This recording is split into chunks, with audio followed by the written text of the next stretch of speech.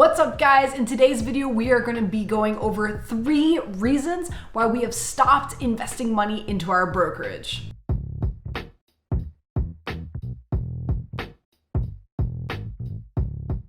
Hey guys, welcome back if you've seen us before. If not, welcome. We are Gab and Bren, and we make videos all about sustainability, financial independence, and just overall improving your life.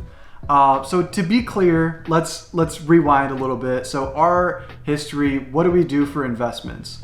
So we contribute both to a Roth IRA. I contribute to a 401k. I do the company match. And then after that, whatever we have left over, we put into a brokerage account. So the majority of our investing actually happens in our brokerage accounts, and that is what we decided to completely stop, and we're gonna get into why. Okay, before we get into our 3 reasons why list, I just want to say that our investing that we do in our brokerage is dividend growth investing. So we have not pulled any money out. We have just kept all of that money in our brokerage because really we truly believe, as most people should, in long-term investing, because really you will never lose because the market will go up. So our dividends will continue in our own brokerage to reinvest themselves, so it will still continue to grow as the market does, and the dividends will just continue to replenish. Yeah, really what we do here is a pay yourself first strategy. So we don't even look at the money, we don't decide how much we're gonna invest. What we have been doing is just having an automated schedule, which we do through M1 Finance, and it just takes it right out of our bank account into our investing accounts, automatically buys the stocks for us, so out of sight, out of mind, we keep investing. But that is what we've decided to stop doing.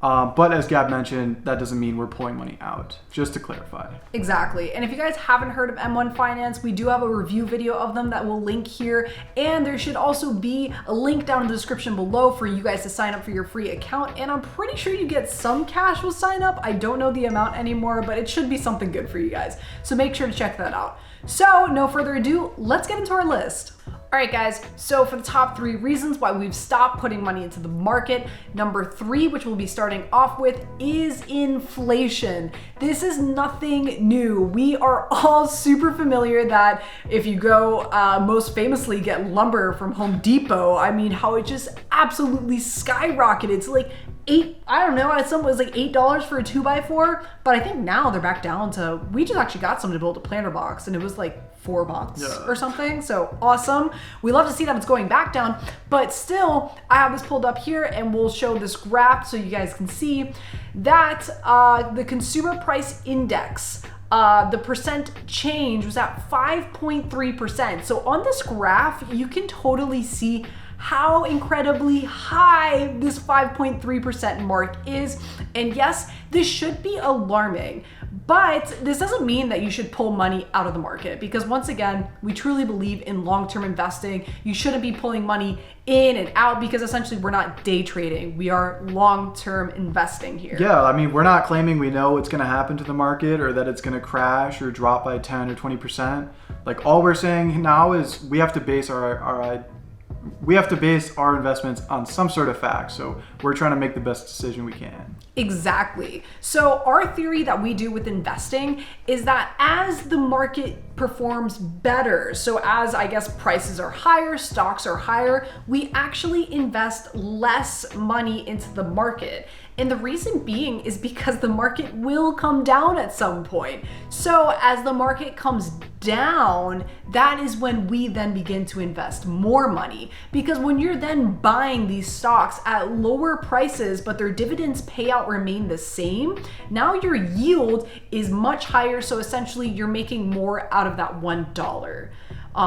It's really easy. I mean, just buy low, sell high. That's how you get rich.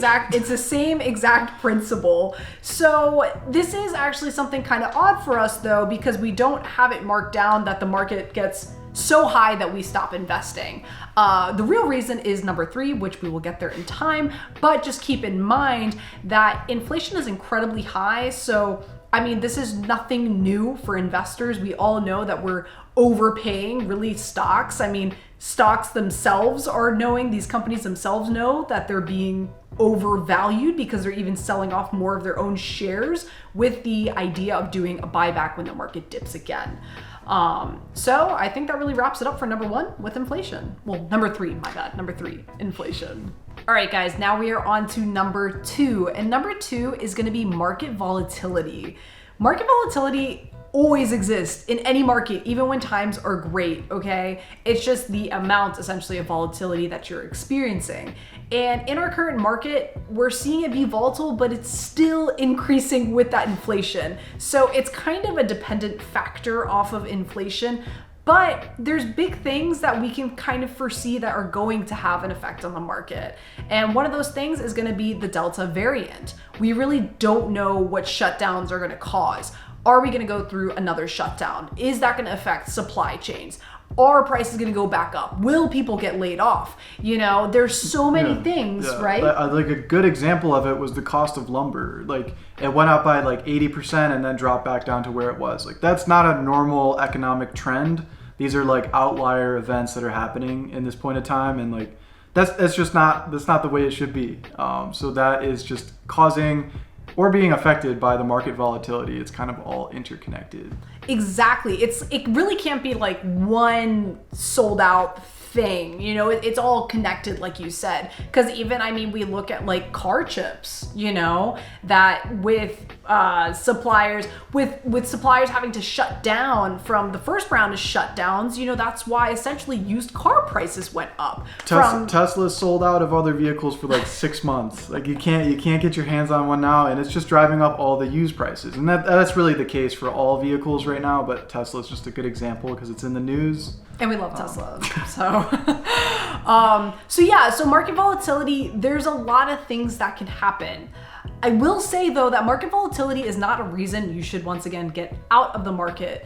It shouldn't be something that you should be afraid of when it comes to the long-term investing mindset, because it really, when you look at the span of most likely if you get into investing, say in your 20s, 30s, 40s, you're really going to be investing for at least 20 years. So whatever happens, volatility in the span of a couple months is not going to affect your investments for 20 years. So volatility is not a reason to go out, but this is kind of, volatility is contributing to inflation, and it's kind of one of the reasons that we are not putting any more money in right now. Because I mean, as you guys probably know, that right now in time, we have all of the troops that are getting pulled out of Afghanistan, and kind of having the Taliban over there leads to US markets being potentially volatile as well, because we don't know the growth of the Taliban that it potentially has. You know, so there's even concern, there's always going to be, I foresee there being border concerns. So market volatility is always there, and even climate change, you know, like. Yeah, just a lot of stuff going on right now. Yes, it's an extremely volatile time. This could be a really long video. Especially with the Fed. I mean, the Fed talking about tapering interest rates as early as Q1 of 2022, when they said that they're not going to taper anything until 2024. In sense, that's going to shoot up potentially interest rates sky high, because they're at like records low, which that overnight can flip things. So volatility for you guys. So the number one reason why we stopped investing our money into our brokerage accounts is based on personal risk tolerance. So everyone has a different threshold of what they're comfortable with. We have been investing a pretty high amount of our income on a weekly basis over the course of the past like 2 years. So we've had like a relatively high risk tolerance, even in this elevated market that we've been in. But it kind of got to a point where we're like, should we be doing this? Should we be putting this much in? There's a lot of other things going on in our life, and we're not just like, let's buy dividend stocks and that's all we care about. There's other things we're interested in, like we're in the search for in the car market right now. Like we'd like to get a new car. We've also been talking about getting involved in real estate at some point.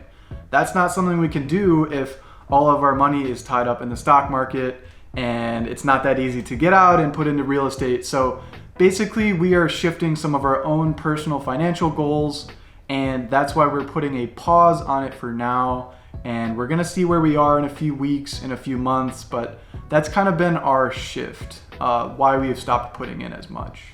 Yeah, it's important to reflect, guys, because I mean, we truly believe in dividend growth investing as a form of passive income. It's absolutely great. but that is the majority of our investments at this point in time. And there's a reason why investors say diversify, you know, because like the markets can dip and you kind of got to be, you know, well guarded, you know, for anything. But that's why we haven't stopped investing into our retirement accounts, like our Roth and Brennan's 401k, because retirement is way down on the horizon. You know, I'm 23, you're 24. Yeah, we got like 40 years so to we worry really about don't care about any sort of inflation or market volatility in regards to those accounts.